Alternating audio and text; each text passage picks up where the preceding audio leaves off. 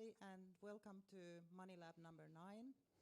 We are envisioning playgrounds for post-capitalism. Today we've had a fantastic workshop and also a talk about crypto cooperatives.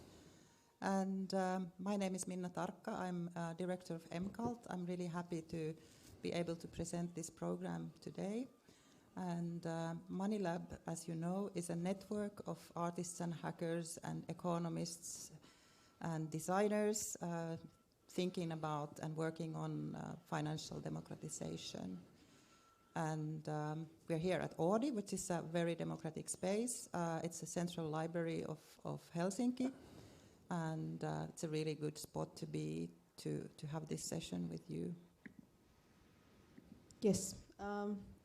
My name is Ida Nissinen. I'm a producer at MCult. So the session is called Economic Media Talk, and the speakers are Jonathan Beller from Pratt Institute, Geert Lovink from Institute of Network Cultures, and the session is hosted by Akseli Virtanen from Economic Space Agency. And the session will last till 7 p.m. Helsinki time, so we have approximately 1 hour and a half here. And the last 20 minutes are for audience questions, also from the online, so you can write to the chat.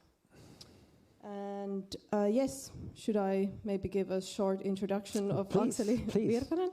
So Akseli is a radical political economist and finance theorist with a PhD at Helsinki School of Economics.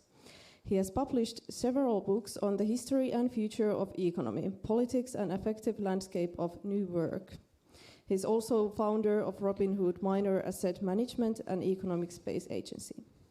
So maybe you can take it over from here and introduce the speakers more. Certainly. Hey, thank you, Ida, and thank you, Minna, and welcome, Geert and Jonathan.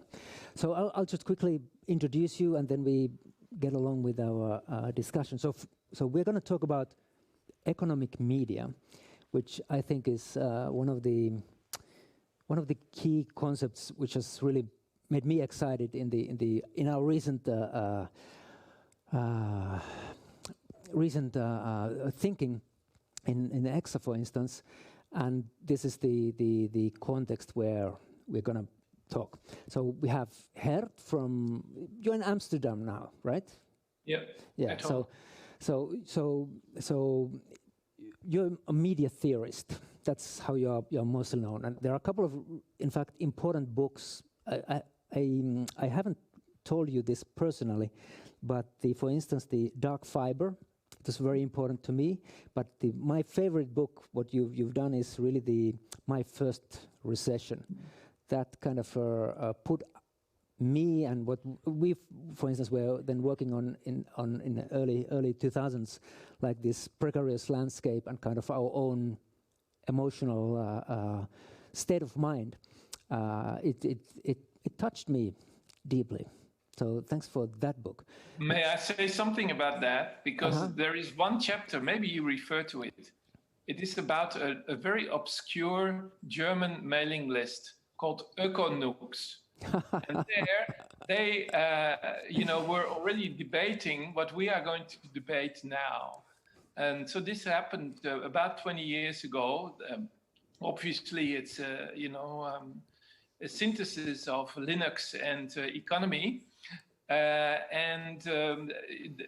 were far ahead of their times, and they were very orthodox Marxists. So, at the time I was really stunned that there was something like, futurist Marxism that was talking about things that, already at the time was well known to be very, very well ahead of its time. Indeed. I mean, I don't know if you know, but kind of my crypto handle is Erkonauts. Okay. Mm-hmm. So in Twitter and in Telegram and stuff like that. But hey, then I gotta also say that, I mean, you were when Franco Berardi before was doing his PhD here in Helsinki with us, and you were the opponent. It was one of the really great events that we over here remember really well. And I think we do have the video somewhere, so I definitely need to. We must make it public. Then another thing why you have been so important to our intellectual development in rethinking and re-engineering finance is also you were one of the first who actually understood the radicalness of Robin Hood, and kind of for that we were taking on really the operating system of finance and the first experimentations of that in the 2011-12, and when not many people understood the need for decentralized finance yet. And I still remember how you said that actually what we are doing, what we've shown you is that we actually have the power and imagination to re-engineer finance, to do it. Yeah, a Deleuzian hedge fund. I mean, you know, it was a dream come true. Come on. It still is. Come on. Sure. Okay, we'll get to that. Then we have Jonathan Beller calling from Marlborough, right? Hudson Valley. New Good York. morning. Yeah. Good morning. Good So afternoon. Jonathan, I mean, you are also a media theorist, a professor at Pratt. And you're teaching this autumn course on crypto economics. What's the course called? It's called Money as Medium, Crypto that's Economic right. Design. Money as medium. That's right. Then also important writer, important book is the cinematic mode of production. When was that written? 2004, 5? It was actually written in the 90s. It was my dissertation. But nobody believed it what I was arguing at the time, that there was such a thing as attention economy. And so I couldn't get a job. I couldn't get it published. It didn't come out until 2006. Right, yeah, that's the story. Kind of practically demonstrated that attention economy existed. Yeah, and then I mean the message is murder. Substrates of computational capital. Exactly, and the new book is coming out now on the derivative condition. What's the title? The World Computer. The World Computer, and it's not Ethereum, right? What you're referring to? Absolutely not. And in fact, though, I've been using the idea of the World Computer before Ethereum. But it was great. But it was great to find Ethereum and Vitalik sort of positing that possibility. Yeah. So, and that's coming out now. Next year? Next year. February 2021. It's in proofs right now. Perfect. And then you are a member of the editorial collective Social Text, and even more importantly, one of the key members of Economic Space Agency. So not only a media theorist, but actually a media architect. Gotta have a practice. Great. Okay, so that's for the introductions, and now let's get into the matter, into what is economic media and what's the political potentiality, the landscape that it's actually opening up. So here I would like to in fact start with a question to Geert. Okay, media theorist you are, yes, but I in fact consider you more as an organizer. You have a great nose about what are the next things, what important things are happening, and that's how you put together the MoneyLab too, which was important moment. But even before, I would like to ask, can you take us a little bit through your journey as an organizer from the times of the net time, which was really important movement already in the early days of internet, from the net time to MoneyLab, what has happened to the way that we organize ourselves collectively? Okay, I originally come from the Amsterdam squatters movement, and really this has defined my biography, and I lived for a long time in squats, and so this is kind of my foundation. And in fact, my MA thesis, which I wrote in '83, is dealing with the question of the economics of alternative media. So at the time we were running a Squatters Weekly, and that's quite a thing. If you're putting out a national weekly, that meant quite a bit. And I was really focused on how such a medium can become truly autonomous, right? Not just in spirit, not just as an ideology, but organizing its own distribution and money. So that. And I've been doing that since then, running, radio stations, pirate radio stations, and let's say alternative publishing houses, and so on and so on. Then in the 90s, indeed, we in Amsterdam had a whole infrastructure of these things and developed the idea of tactical media, which means that you kind of shift whenever you can or think, and use your means of expression. You want to make a mural or a graffiti, and the next day you do a podcast, etc., right? To express this kind of flexibility, which of course in the commercial world at the time, was narrowed down to multimedia, and then, of course, the internet indeed started happening. I was introduced to it in '89 and slowly got into it.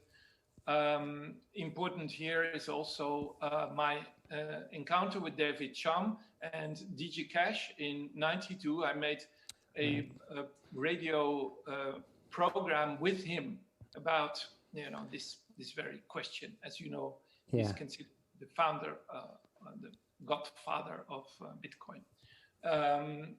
So the idea is that eventually this internet infrastructure and payment systems will merge or should merge is a very, very old Amsterdam idea, right? So we've been very, very convinced that this was going to happen. We didn't know the technicalities, but it really, really made sense. So economic media and the necessity of it to make our own money and to pay for our autonomous infrastructure is of vital importance. So we were not begging for airplay elsewhere, right? This is a very, very basic idea. If you stop doing that, you're going to be confronted with economic media. And that's what we're talking about here. So you've got to organize it. And the question of organization, I will come back to it, is very, very important. Self-organization with an awareness of the importance of revenue, of sustainability, but in a very basic economic sense, not just ecological, of course. NetTime then, of course, was the first big internet project that we did. Besides, by the way, the digital city, which was kind of run parallel to it. It was our Amsterdam kind of public access internet system, we were very concerned that the commercial takeover, which was really already very apparent in 95, 96, 97, that this public infrastructure would be taken away from us. And unfortunately, this happened. A few years later, we found ourselves in the dot-com boom, then the dot-com bust. Of course, 9/11 happened, and the whole surveillance element got much, much bigger. And NetTime as a discussion list, I'm very proud of it. Still exists 25 years on. Yeah, and there were some really important people. Continues to be a significant forum for critical internet theory and debate. Yeah, I was just saying that there were some kind of early some people, Jordan Crandall, Braha Ettinger, kind of many people who I know them from other circumstances who were part of it too. Yes. Okay. So continue a little bit. So net time, how did it work? And what happened next? Like from NetTime to MoneyLab, what changed in this organizing the online cooperation, online community? I think a general critical awareness of the internet, the protocols, the way it was operating, was probably not enough. What we found out in 98, 99, that the landscape was becoming more fragmented, but not fragmented in a bad sense. You know, just an enormous amount of new people came onto the scene. You know, and people were also focusing on very specific questions. So that it was not general internet criticism anymore. This was kind of an umbrella term, but there were so many other things going on, like cyberfeminism, especially radio, streaming events. You know, and the streaming, we're making use of that right now here in this event. Also, early attempts to stream video, the whole open source and free software movement, and so on and so on. The list started growing very fast. And in 2004, when I came back in Amsterdam after done my PhD and lived in Australia, I started the Institute of Network Cultures. And there we developed separate communities for very specific questions. We started off with film and video, because that's my background. I come from a video art and you know, television, pirate, public access television background in the 90s. But after that, in 2013, one of the many communities we started was MoneyLab. And of course, MoneyLab was a response, let's say, to the early wave of Bitcoin.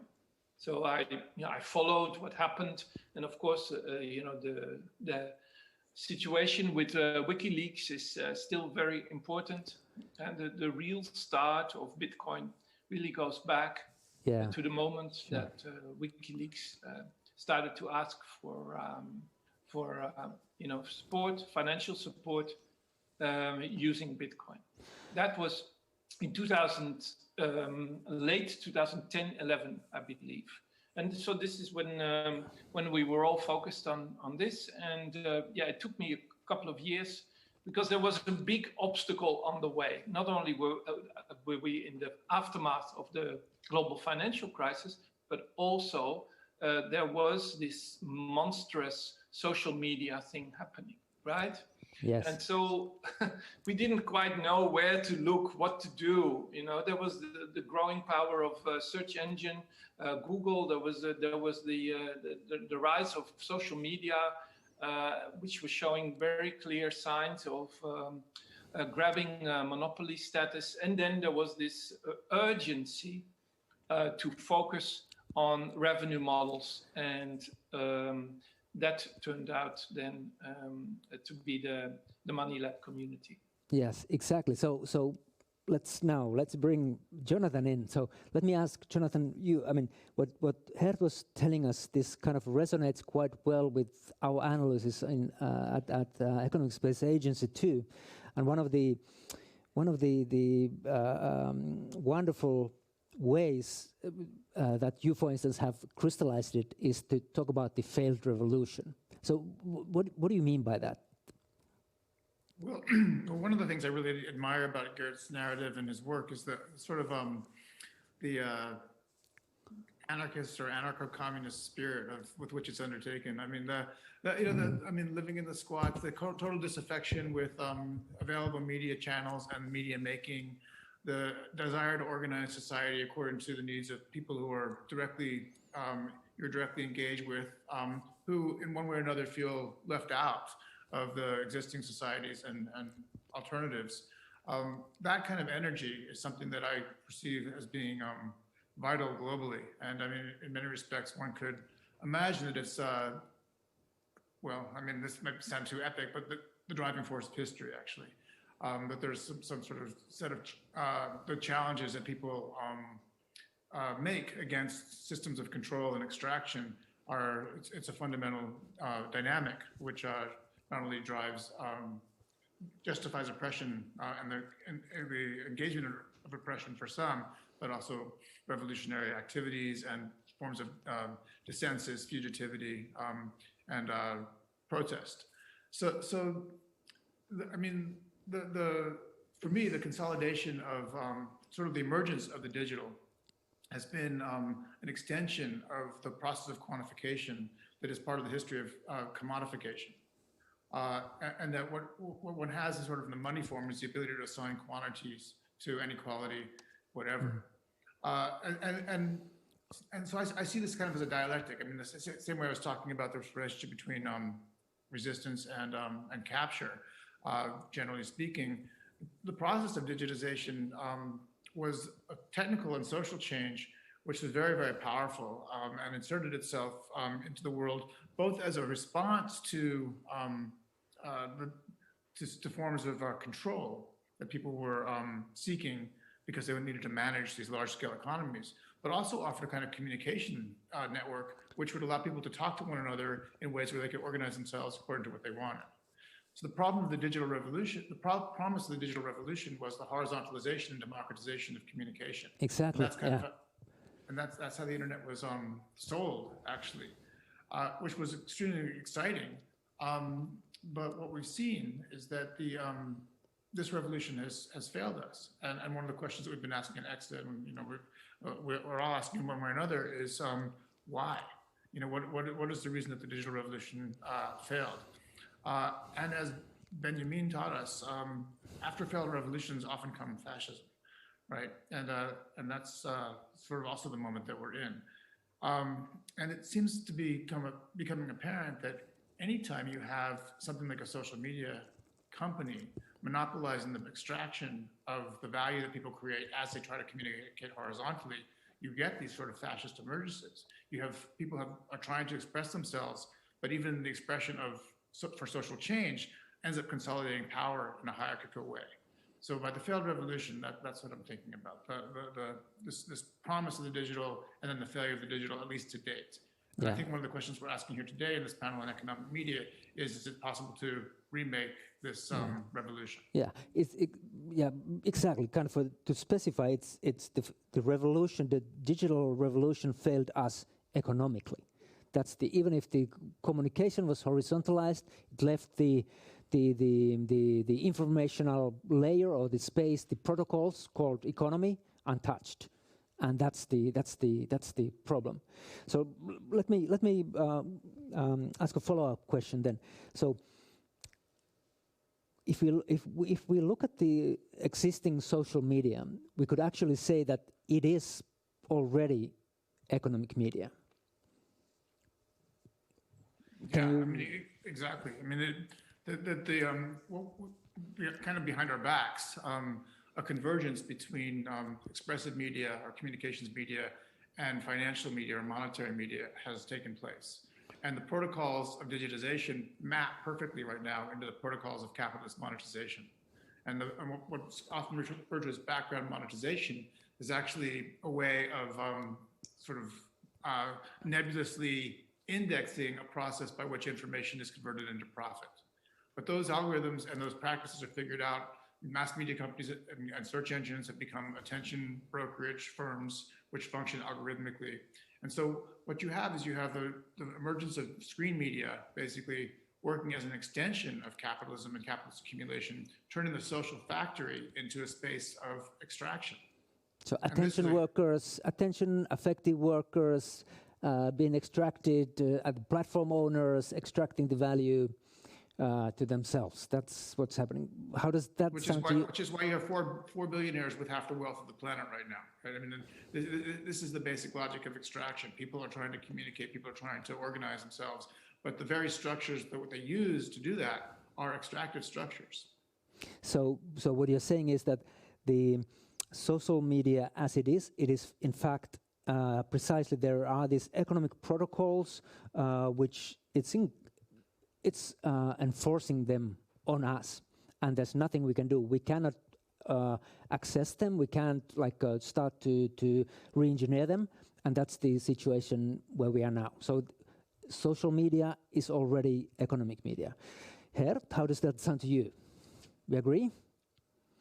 Yeah, very much so. But I would like to say that this is, in the classic sense, a social contract, and we can break it. The contract is very simple. We get all these services for free, and in exchange, we give away our data. We are not really aware of this social contract. So to make the contract explicit, it would already be a revolutionary step right now, right? So without even putting the question on the table, if and how to break it, so to make the extraction visible and generally aware, is a very important task. Of course, Shoshana Zuboff's book, Surveillance Capitalism, is playing an important role here. We had to wait, for almost 20 years for a work like that. I'm, of course, myself very disappointed that we in Europe have not been able to produce a work like that. But okay, that's it. What we have done, however, is that I would like to bring something back from the collective memory. And that's the temporary media lab project that we did in 1999 in the building next door where you are, Akseli, in the Kiasma, in the Contemporary Art Museum. And we had many networks there that came together, and one of the topics, a group worked on it for a week, was the critique of the economy of the free. So already in 1999, we were acutely aware of the dynamics, how this was going to work. And we also knew already through the banners, etc., that this was going to be financed through advertisement, right? And at the time, the dot-com companies were actively, establishing this economy of the free, namely to spread the awareness that everything on the internet is free. Huh? With a purpose, right? And it's very funny for Finnish people, maybe just as an anecdote, that especially in that part of the project, we had a very, very strange confrontation with Nokia, which, at the time was almost like, the big state firm. It was the biggest, mobile phone company in the world. And the whole country, Finland, was kind of, taken over and ruled. And we were questioning all these things, all the things that they were doing. And it was very, very funny because, they started to call the police and what are you doing there in this museum there? What's going on? So very funny. So Jonathan, did I hear correctly what Geert was saying that, okay, so we can say that social media is already economic media, but if we look at the economic media, like the monetary media right now, it is already a social media, meaning that the monetary media that we have, it implies certain kind of social relations. It's imposing a social medium. If we take like a network perspective on it, we can think that it is already a certain kind of network. Certain agents with certain rights interact in a certain way according to certain shared agreements. What is valuable, it's part of the agreements, and that's it. So the monetary media, it's already a social media too, right? Yeah, I mean, I definitely think that's that's worth pursuing in conversation, although it's sometimes difficult to tease out. One of the things that Marx referred to money as the vanishing mediator, and so it was already understood as a medium that was able to transmit force, it was able to transubstantiate value, create circulation. It was a result. Hayek talked about the telecommunications of the price system. So there's a sense that money as a medium already has a specific set of characters, and the protocols that you refer to, configured pretty much by nation states and their banking systems, and supported by their jurisprudence and their militaries, could be very clearly analyzed as a network. And people like Perry and Merling have done some of that work, really looking at, from the money view at the way in which the banking system structures issuance. I think one of the things that's less understood about monetary systems, which cryptocurrency, Bitcoin and others made clear, only half consciously perhaps, is that money also resembles other expressive media in ways that we don't ordinarily suspect, specifically in its incarnation as a function of attention economy. That in fact, the validation, the ideation around money and the validation which is put into practice through its use and through the belief in its credibility is in fact a fundamental source of its value, which it absorbs. Yeah. It absorbs the vitality and the beliefs of people, and actually, what's the word I'm looking for? It puts them in its crypt, right? It encodes these processes in its own signal. And this is a very powerful effect. And so then when we see the Bitcoin and the Bitcoin network, the value of it is indexed to the narrative of what it's actually capable of doing. We can look at the US dollar and recognize, oh, well, that's also how the US dollar works. That's the way these other money forms work. And I think they also express certain belief systems and embody a politics, right? A network of politics, a set of practices, but they're very narrow band.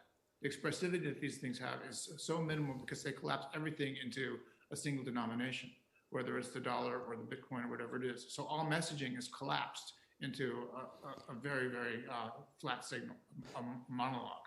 Yeah. So what you are saying is that when you understand these, okay, so social media is an economic media. Economic media is a social media. We can see we take this network perspective on.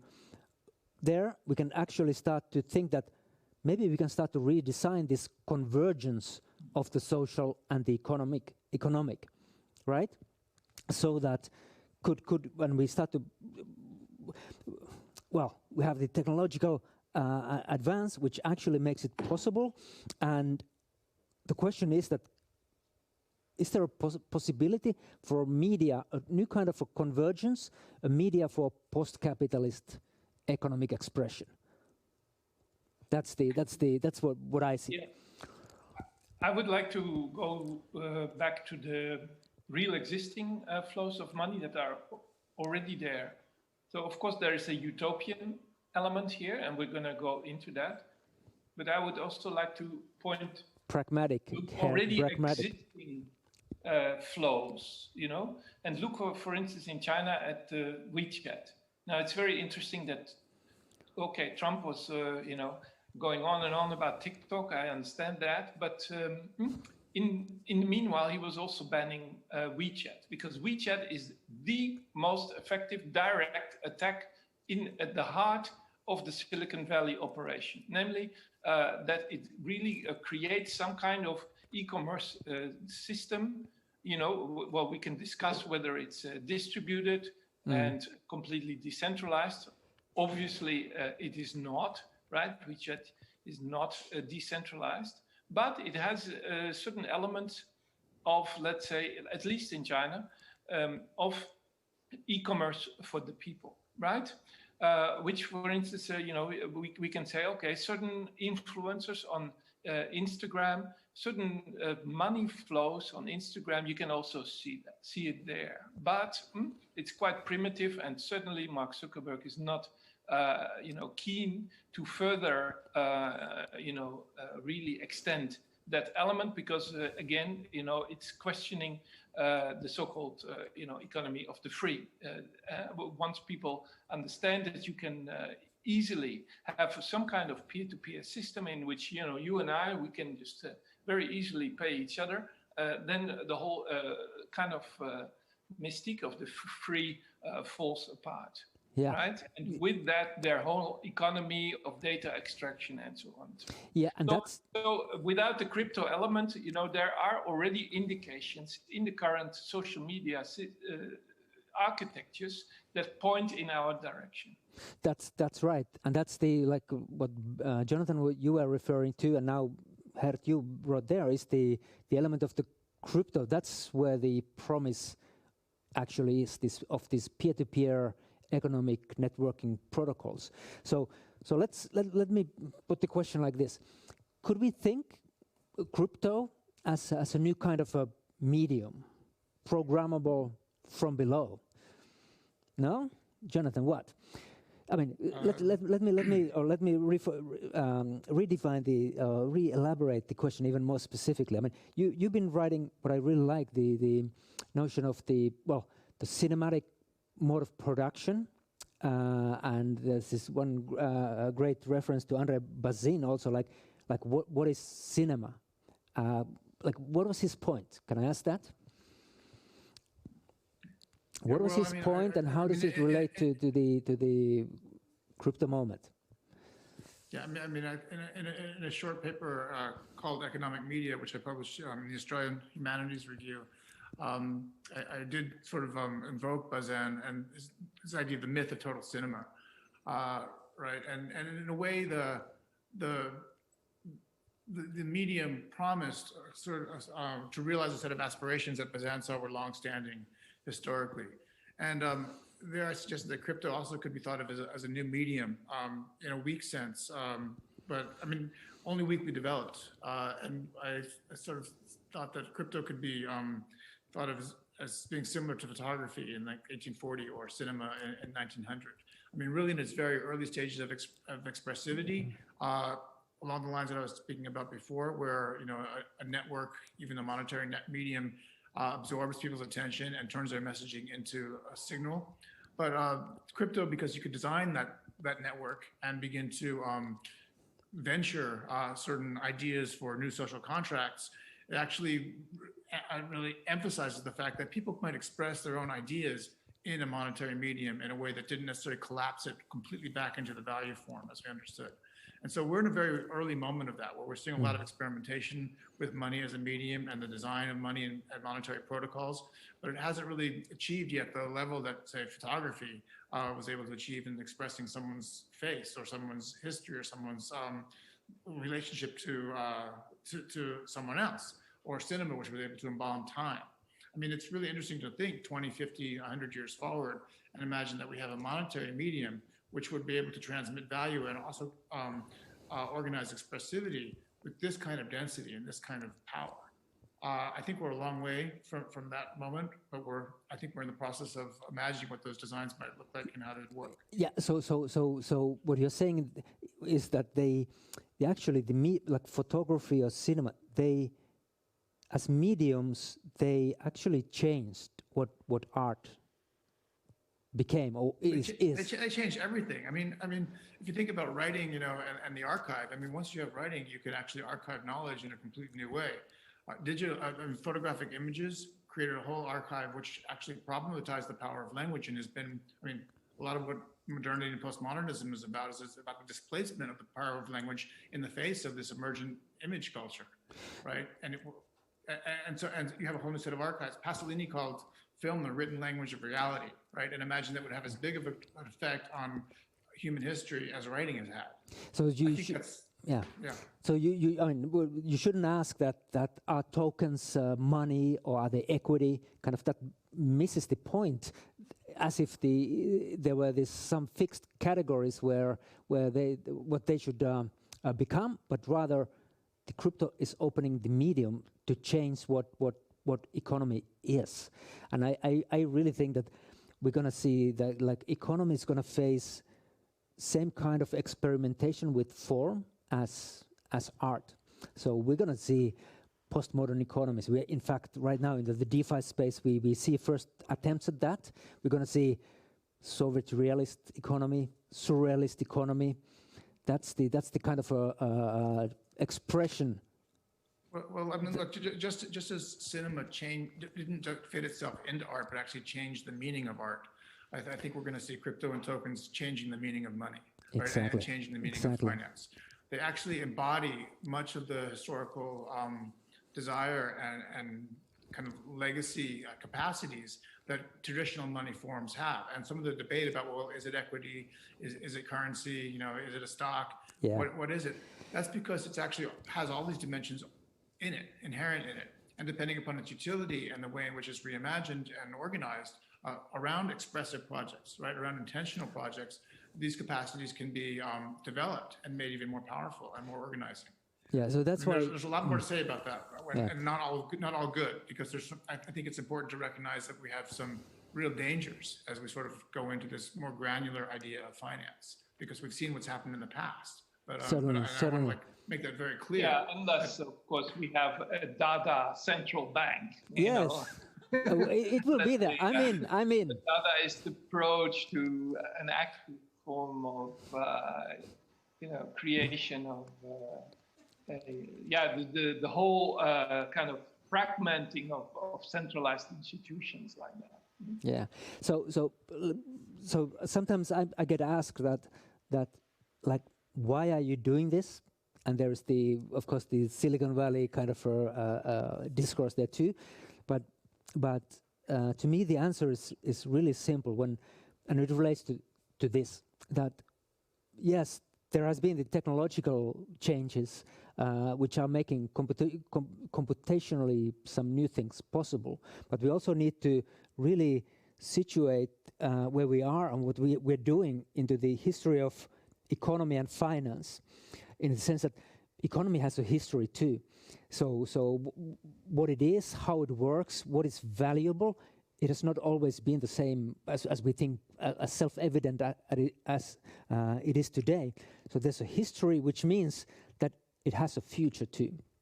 So to be able to be here in this situation where things are opening up and becoming designable, and we see it already if you think of from the perspective of the economic history, that the conventional knowledges they're starting to break down.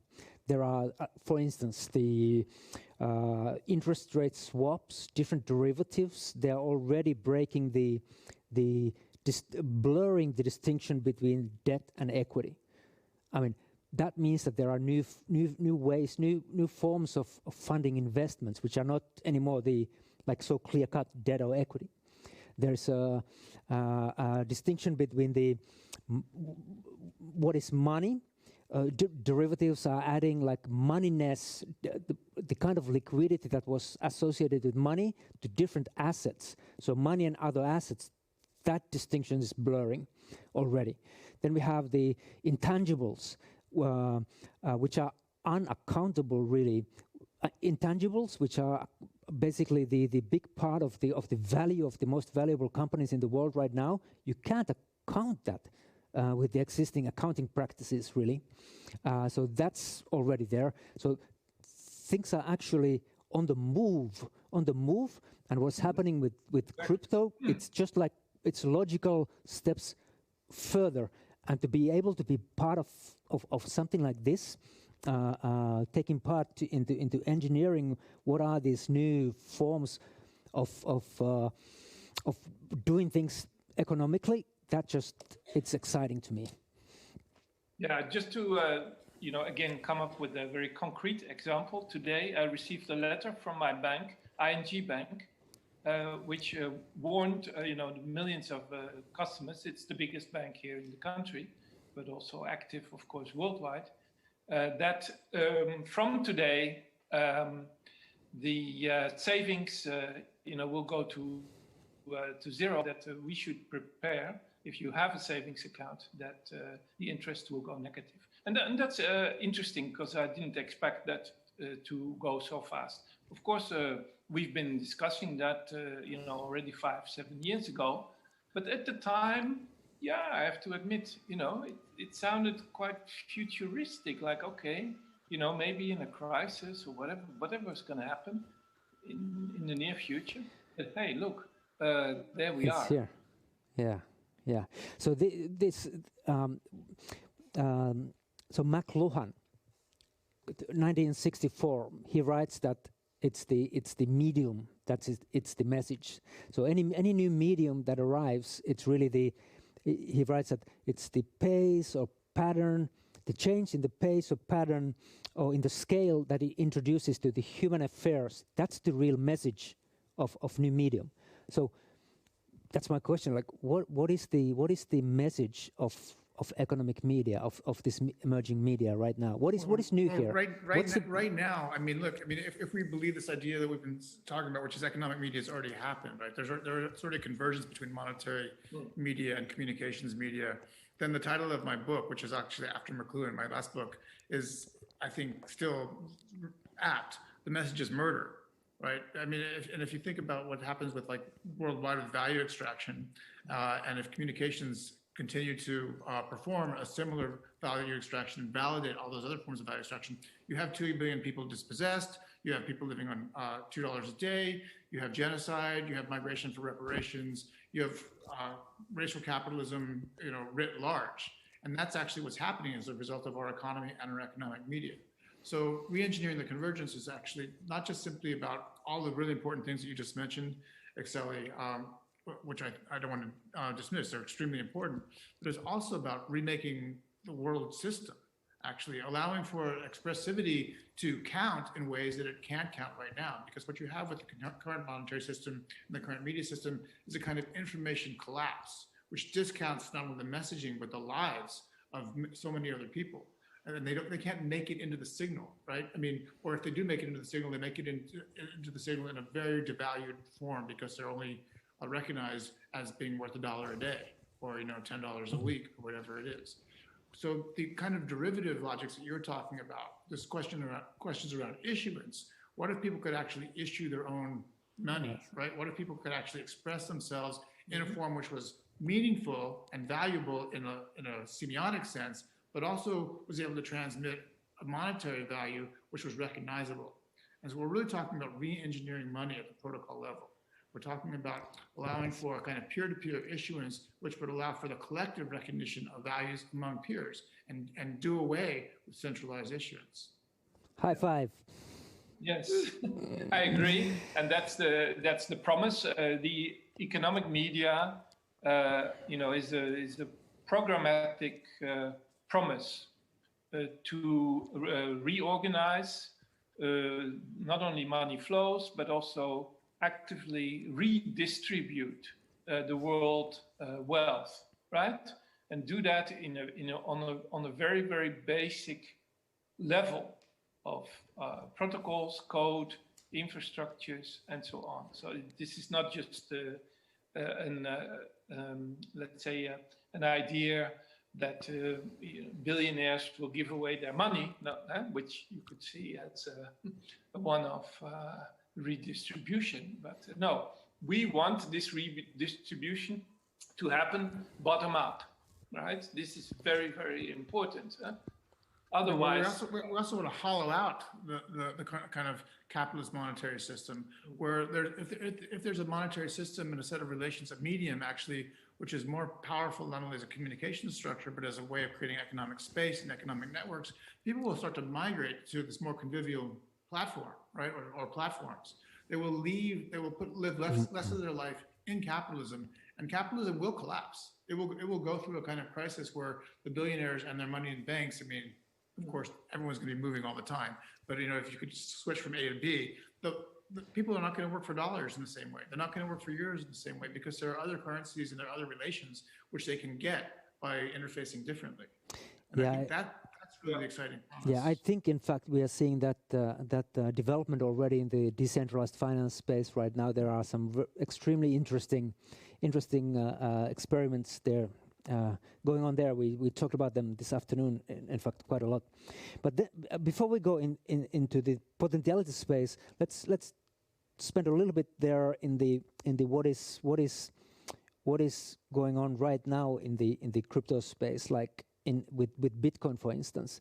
So our analysis in Economic Space Agency has been that in fact it's very one-dimensional how Bitcoin treats value. Jonathan, would you like to take it from here?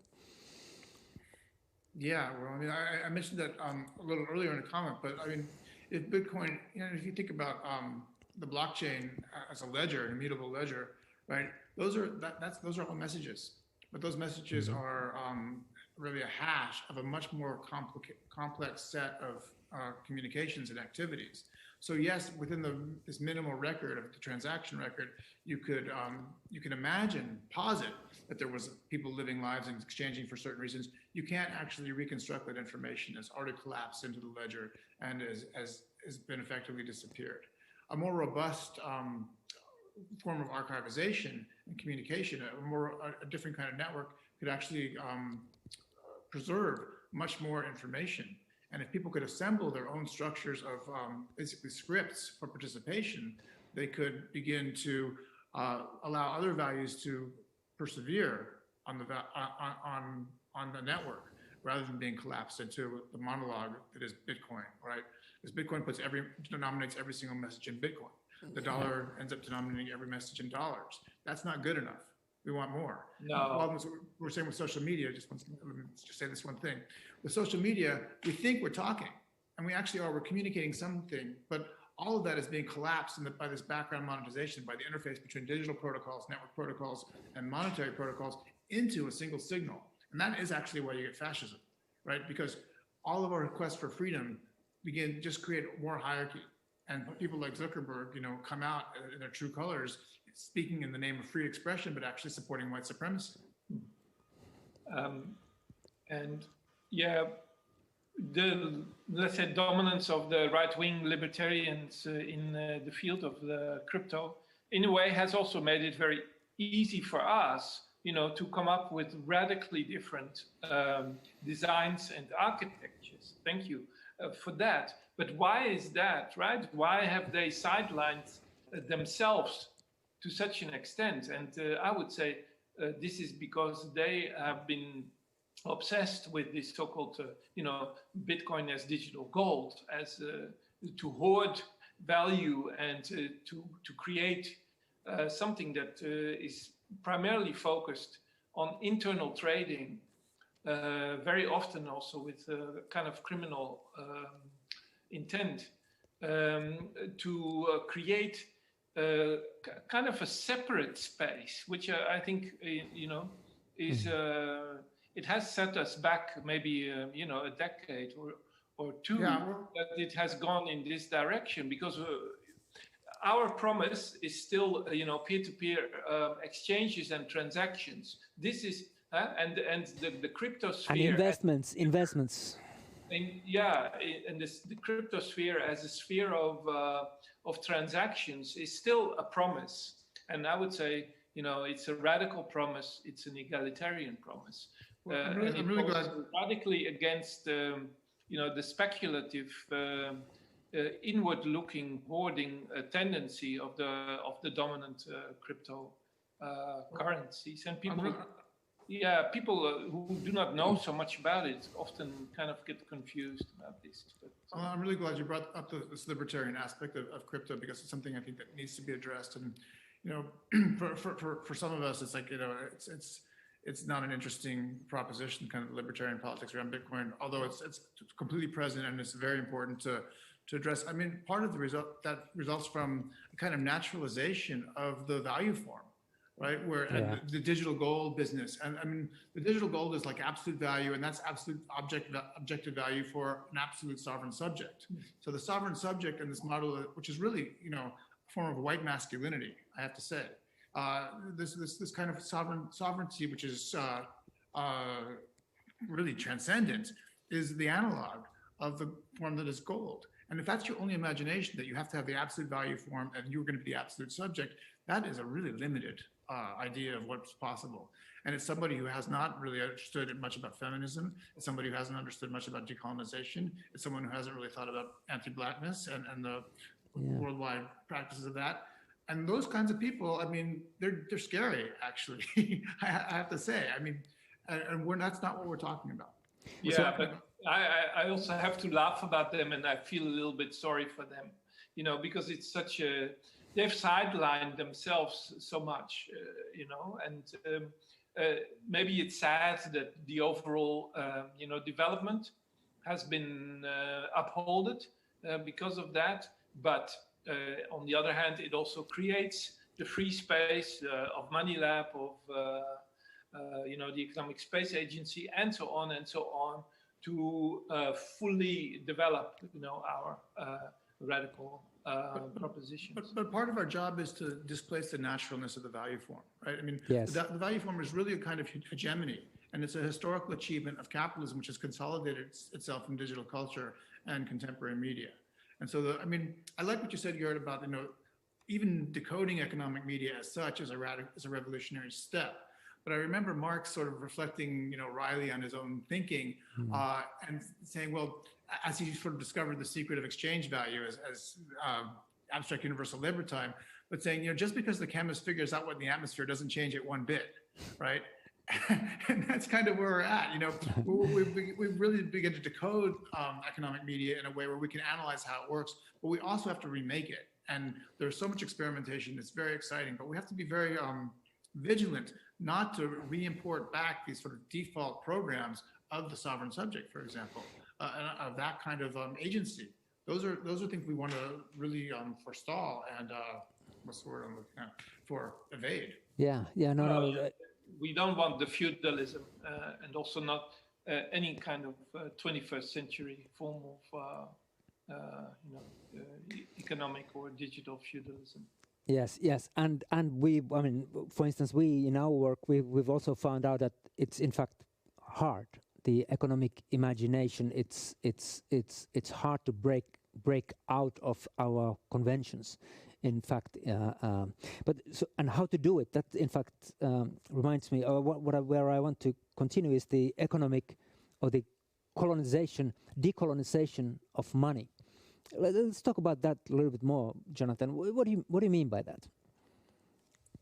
Well, money is a colonial form. It's a way of extracting value out of lands, value out of peoples, and if you think about social media and attention economy, value out of minds, value out of libido, value out of spirits. It creates this, profound alienation where one can no longer access the things that, in another time might have been immediately present and available.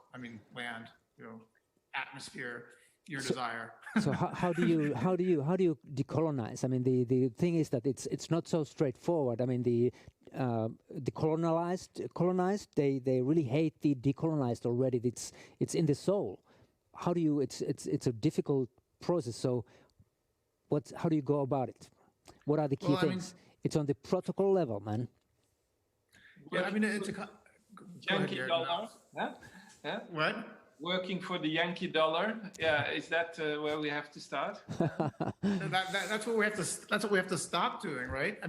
As you said earlier, referring to the Scots, you were making your own money. We have to make our own money forms and embrace the power of our own sociality and find ways to validate it and make it sustainable. And I'm using "our" very generally here, but what I really mean by that is, by the residual capacity that are still left to us, even though we've been strip mined by capitalist media. But also there's so many resistance movements, so many forms of dissent and fugitivity. And for me, the great resource is in the legacy of struggle against capitalism, against colonization. And one of the ways that I see that, that I think about the process of that transforming itself into network, into salient social structures that have persistence and traction, is by remembering Randy Martin's idea of the social derivative, right? Which is let's go there. That's my last point, man. Okay, well, great. Which is actually a way of understanding cultural wagers and in movement, kinesthetic wagers, artistic wagers, performative wagers on certain kinds of sociality as gambles in the space of volatility, right? A world that's been volatilized by capitalism, where traditional societies have been completely eroded and destroyed because of the imposition of the logistics of production, creates opportunities for people seeking new life to enter into the cracks, to make new alliances. I mean, the squats that you mentioned earlier, the different ways of relating, which are really profoundly rewarding, but difficult to maintain. People do them anyway, right? The thing is, it's become difficult to build economy around them. So for me, changing the protocols is really just an opening up of the programming space to everyone else who's not enfranchised by capitalism. To sort of like allow the decolonial energies which are in the world, the anti-racist, the feminist energies, the queer energies, the trans energies, to enter into a space of organization and structure their own economic realities, their own futures. If you can posit a future and then have it validated by other people's participation, it becomes increasingly real. And that's the kind of economy I think we're trying to get to. Yeah, and that's kind of precisely what I meant and what wanted to bring on here as the last point on the kind of the political possibilities. So in our work, for instance, it's really we've understood that first of all we need to appropriate the language and the protocols of finance. So like we're actually like working trying to express like interest, arbitrage, like what are these concepts which normally have thought of only as financial ones, like into more political, we turn them into social ones, like we express them differently, and derivative, like taking it from its only like a strictly financial meaning and understanding the social logic of the derivative, which means that there's a power in that people come together in a way that opens up an opportunity. Something happens when you come together and you're able to grasp or take a grab of also of the upside, like using this your collective ability to collectively do something to arbitrage an opportunity.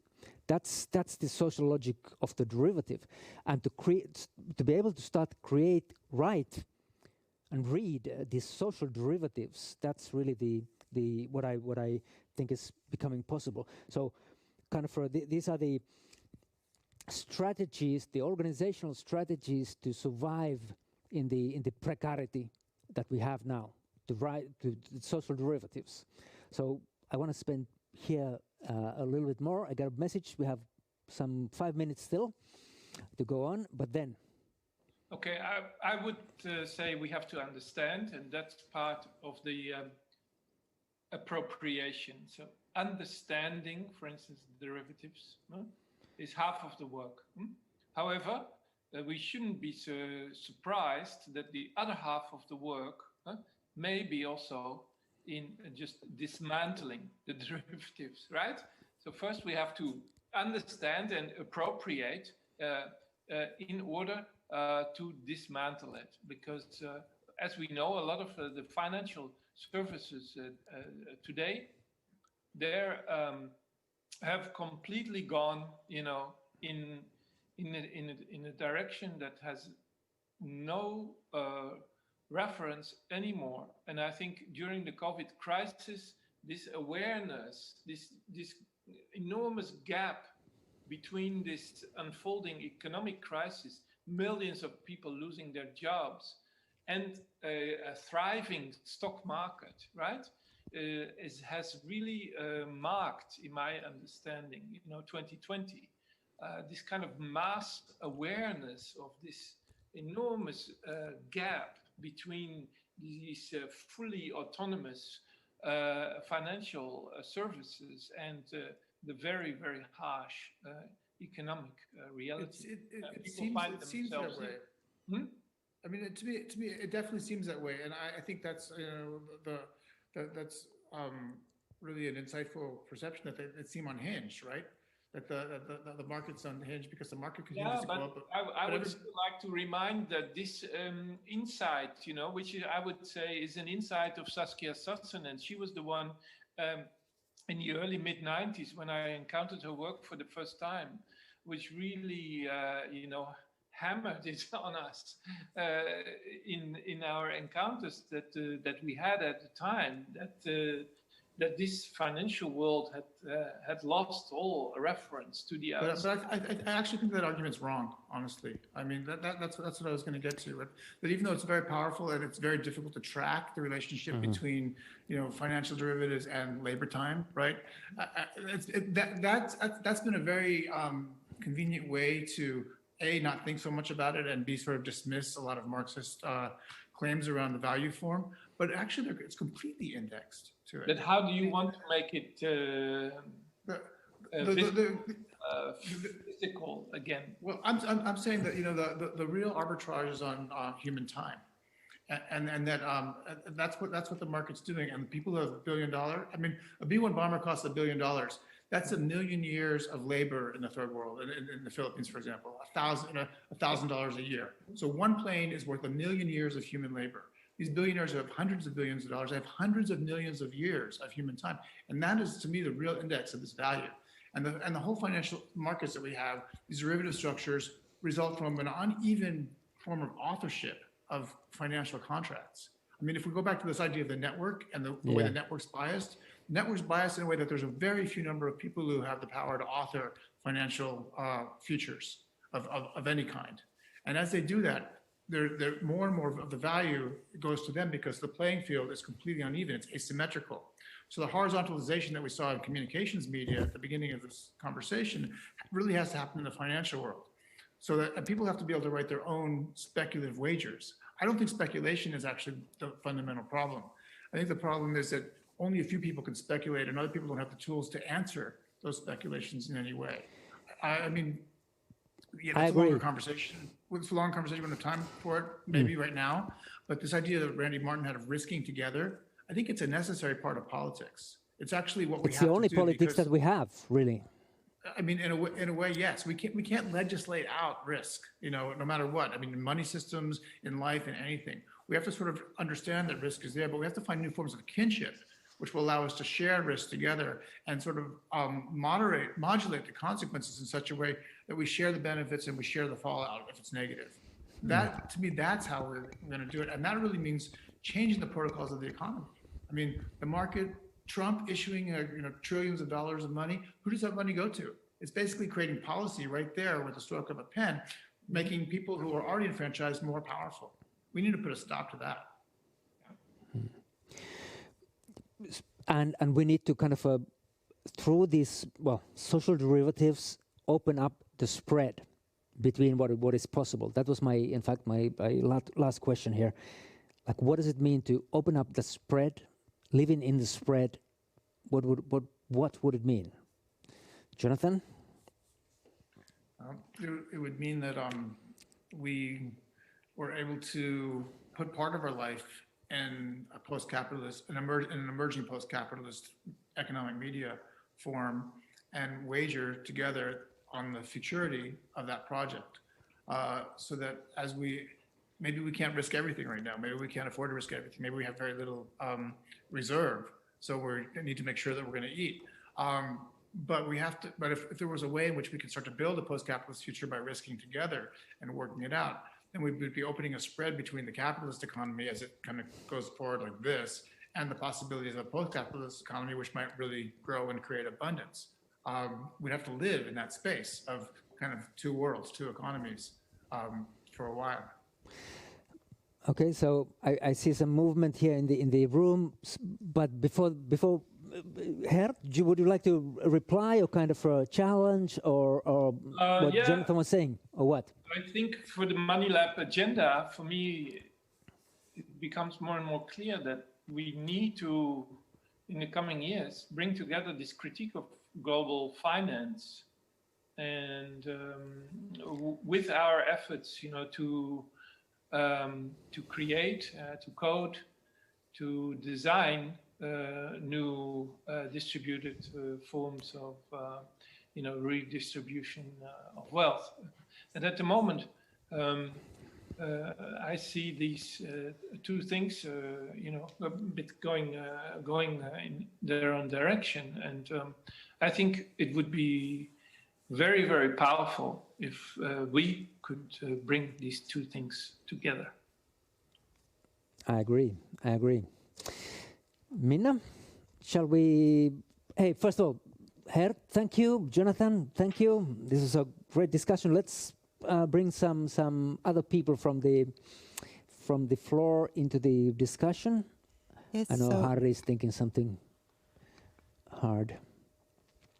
Is this on? Yes, we hear you. Okay, great. Oh, so thank you so much. It was a very, very important discussion. And I'd like to open the floor to questions and comments. There's Harry. Yes, maybe at first you can say your name and then hold the mic like this so we can hear. Do you see him? No, we can't see him. Harry, okay. Sure. Hey, I'm Harry. Hey, thanks for the session. That was absolutely mind-boggling. I mean, it was super great. And I especially loved the concept of the postmodern economy. And is it so that kind of like implies historical change in the, if you think about the modernization or modernism in the and we are talking about postmodern era of economy, we are getting away from the, well, Eurocentric worldview and global markets, and is it a bigger change than just, well, allowing various values to be issued?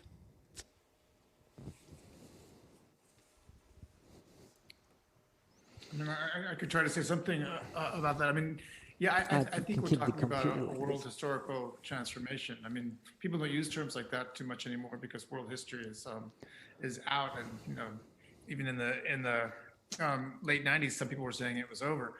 Remember the end of history conversations, perhaps. But I do feel that if the people who produce the value of the world and reproduce the world on a daily basis can retain more of what they make, that's the movement towards a kind of decentralization, which is both horizontal sociality and democracy. I mean, you don't really have democracy unless you have economic democracy, because it's too easy to marginalize other people's messaging. But if your messaging and your finance are tied together in ways that other people can validate by interfacing with you, by talking to you, then all of a sudden you have this self-sustaining network of peers. And the whole dynamics of planetary life and planetary economy begin to shift. You no longer have it possible for even nation states necessarily to devalue their populations in order to receive, in the name of sovereign debt, so that the people will work for less, and certain people who are their elites can get paid something on the financing of the loans. You sort of interrupt that system, these sort of liquidity blocks. You break them down because other people can issue to one another. And if people can issue each other liquidity, you don't have this set of controls which are so profoundly hierarchical.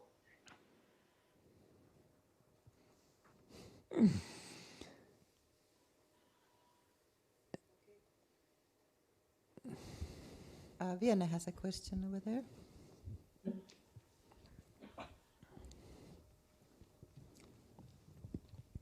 Hi, my name is Virtanen. So thank you so much for a great presentation. I'm somewhat impressed by the optimism you have. You speak a lot about expression and so on, and how we can sustain ourselves with this new monetary expression. Just dark. But earlier you mentioned, I think it was Geert, mentioned a 0% interest rate. And actually this brings up a really interesting point, because low interest rates have facilitated the acquisition of real estate. And, you know, although much of our lives are digital right now, we are still physical beings, and we need spaces to live in. And these spaces are being bought up and owned by other spaces, by other agents who may have no care for our currency. And ultimately, who owns these physical spaces do dictate our possibilities for expression.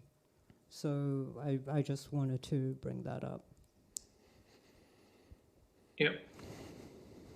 And I think this extends to the question of labor, jobs, unemployment. So on the one hand, one aspect of life is to have, a roof over your head. The other one is also, to make a living and have an income. And they're definitely related. So the same question you ask, should also be going in the direction of work, income, and maybe even universal basic income or redistribution of wealth. Yeah, but it has... I would say just pessimism of the intellect, but optimism of the will. The zero interest rates are completely.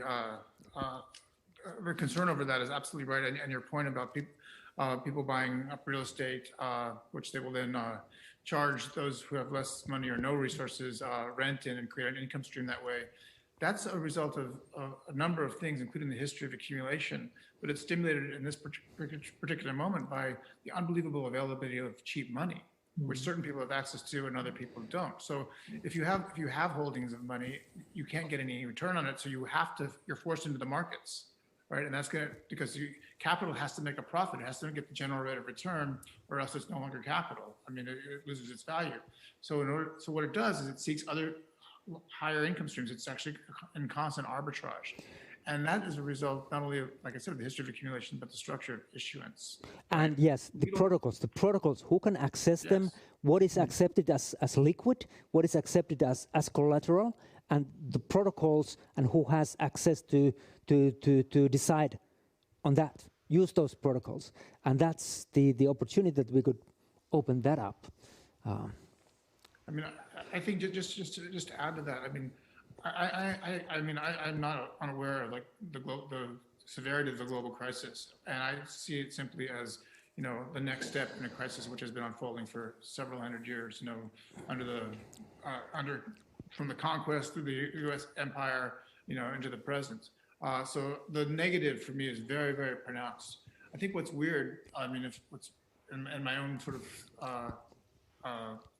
of self-reflection, is how can someone who thinks of themselves as a Marxist, as a Marxist theorist, be talking about monetary redesign, right? Because money is supposed to be the root of all evil. And I think the change in my own thinking that's really happened is that all of a sudden I realized that money is a communications medium that scales, has certain potentials, and it's an historical achievement. The fundamental problem is the structures of extraction, which come from unequal access to liquidity. Yes. So if we can have abstraction, monetary abstraction without extraction, we may be able to redesign this sort of network communication system, which allows for horizontal authorship of basically social derivatives, horizontal authorships of speculative processes, which change the dynamics. You can engage in someone else's decision, someone else's process, where you're going to get recognized and you're going to get the returns that you want. And you can make offers that are also equitable and feel fair to other people and bypass this global monetary system.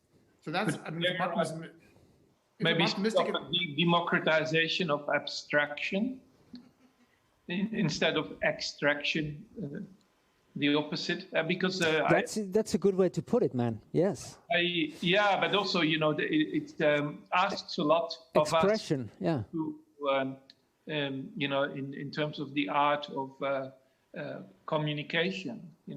Because if an abstraction has to be democratized, you really have a PR problem. But if you're talking about money and you're talking about the subsistence levels and ways to survive, it becomes all of a sudden very, very concrete. So we have this weird kind of situation where this abstraction and very, very concrete circumstances are coming very, very close. Agreed. And in fact, the other thing that I was going to say, if I hadn't invoked the Gramsci, the go-to Gramsci quotation about my optimism, was TikTok. I mean, honestly, the sort of like effervescence, enthusiasm around TikTok production, to me demonstrates a kind of capacity for communication and for self-issuance, which is really exciting and really powerful, right? And that is, interestingly, an act of very concrete expression, but also an act of abstraction, right? People recognize, that there's an abstract relationship to other people. They know they're using protocols. They know they're using genre. They know they're invoking like codes, semiotic codes. So I think even though it's a hard sell in certain ways, because we think abstraction means mathematics, people actually have an unbelievable capacity. We all do for abstraction because we live in an abstract world.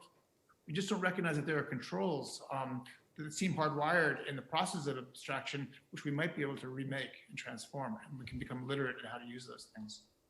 TikTok always reminds me of the famous Marx quote, die Verhältnisse zum Tanzen bringen, to bring, and that's what literally happens on TikTok. That's really true. Good. Ida? Yes, there's one comment in the chat box from someone called C. Kohtala. So they write, I appreciate the comment referring to the toxic masculinity and white supremacist discourse that increasingly inhabits peer-to-peer spaces where women and POC have been driven out. And also in addition to that, they add, pity that this is an hashtag all-male panel, but anyway. So. I can only agree. Yes. Yeah, I think it's all already been said and formulated very precisely by Jonathan. But, to then again, on a political level, to kind of envision how these ideas would enrich or would bring Black Lives Matter, for instance, in another direction, or would create kind of an economic fundament of this movement. That's something that is, for me, fascinating and is a promise. It's there. So to formulate this critique, it's very important. But let's try at least, even on paper, even in in digital spaces, in dialogues like this, to bring these things together. I think the onus is on all of us to make the connections necessary to really move forward in a politically meaningful way. The limited participation in endeavors such as the one we're describing. Let's just engage in this dystopian imagination that there was just three guys going forward. It's going to fail. There's nothing here. Yes. Honestly, we all need to seek out our communities and move into other spaces where, in order to see how we can make ourselves useful. And everyone needs to seek out. The responsibility doesn't belong to anyone in particular. If this is really a political movement, then it needs to find its people. And I feel it emerging. My own work, I'm kind of deeply embedded in different radical cultures, and they've formed my thinking all along. And to me, it resonates. But, I'm just one person.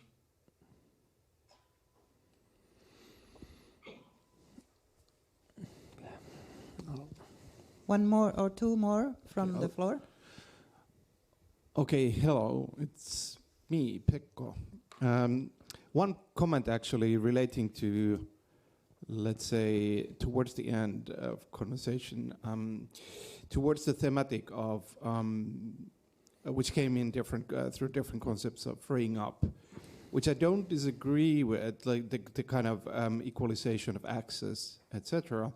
But there is also a danger, I think, which I think is always good to highlight in this, which is maybe could best describe through comparing to religion, that which is of course one of the forms, major forms of economy.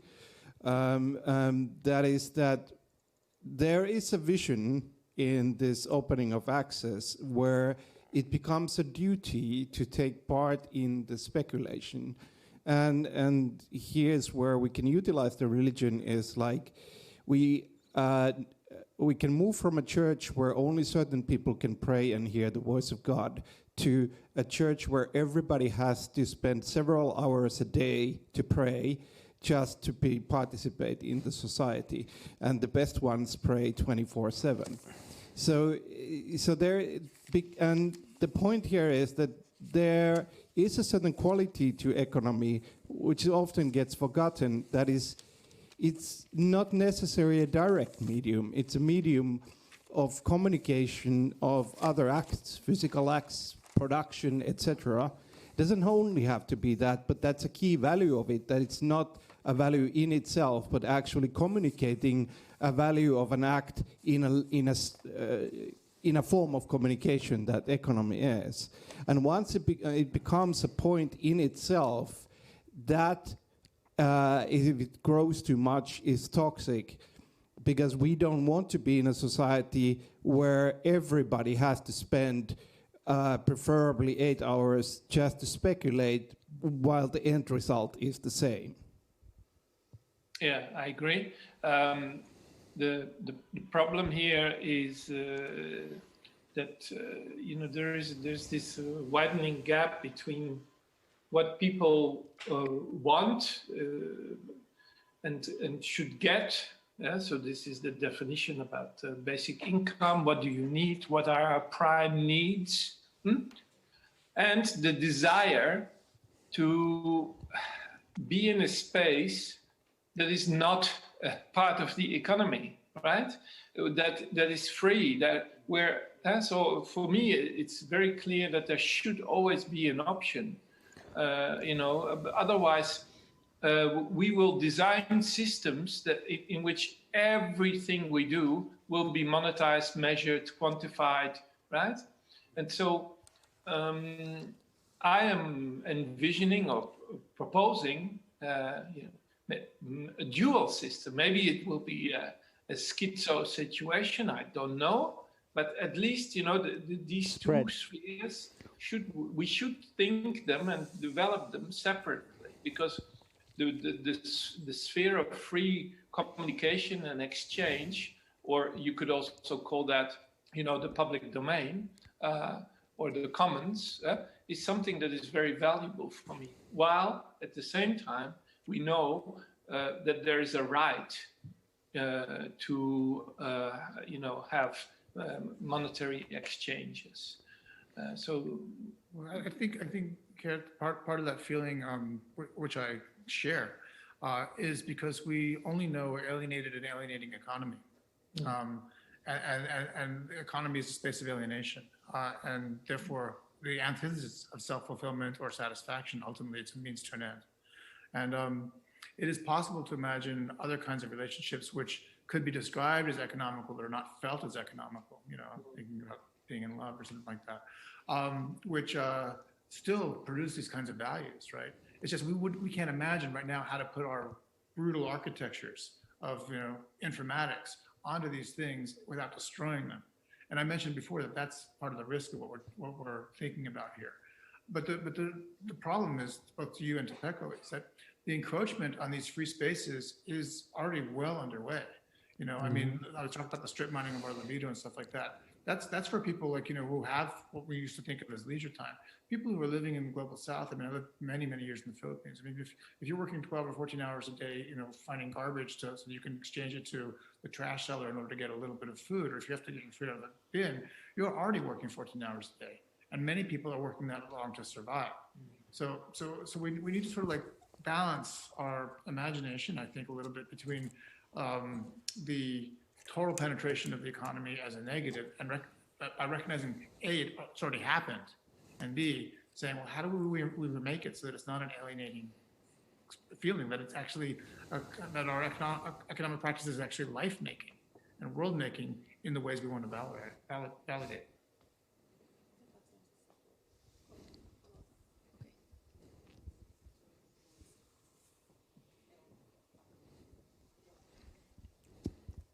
One last question from the internet. Kitty Kaboom asks, you speak of abstractions. How much of economics is imaginary?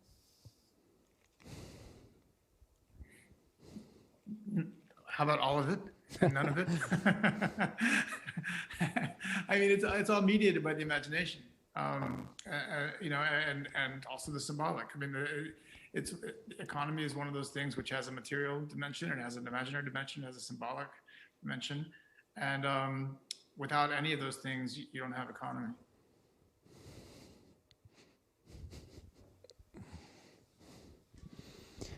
Hey, I think it was Geert who brought it up that was that internet kind of failed economically, or it resulted of where we are now. And I guess at least my reading of decentralized technologies is that there's nothing inherently political in them, so we could end up like failing with them also. So just I'm not a pessimist. I'm a believer in a sense that I hope something better, but maybe this is, what are your take on this? Pragmatics, Harry, we are pragmatics. Pragmatism. Can I just jump in there one last time? I want to say one more thing about the imagination, which is like about the financial imagination and imagination itself as being a space of struggle, right? I mean, the imagination is organized by the economic exigencies which impinge upon it, and we need to like sort of get free. We need to like expand our imagination and transform it so that we can actually imagine different economic modalities. And also, a quick comment to Harry. I mean, I don't think any technology is without its politics, right? I mean, it may not have a single politics only, but technology is cultural form. It's sedimented historical instrumentality. It contains need, it contains culture, it contains all sorts of biases. We like to think because it's mathematics and engineering that it's value neutral. But in fact, I would say it never is. Yeah. Jonathan, Geert, thank you. I think we are ready to Yes. call for Thank the... you. Yes, really. That was a good point to finish the talk, which was great. Thank you. And, you know, coming back to Geert's idea of abstraction, democratization of abstraction, we've done our part, I think, here. We have a wonderful team called the Money Primer team. So we have a campaign, a literacy campaign here in the lobby of the library, and also a little publication which has glossary, etc.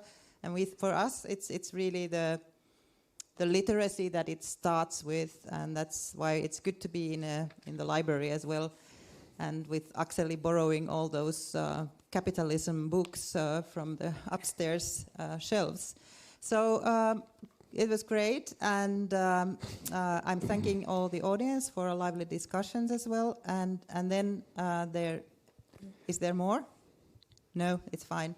And tomorrow we will continue the program, and we hope that the people who might join us tomorrow, or you know, who will come by at Audi, would also look at the art projects that we have there, and come to listen to the talks tomorrow. Thank you. Bye. Cool. Thanks, Geert. Thanks, Akseli. Thanks, Mina. Thanks, everyone. Let's talk soon. Ciao.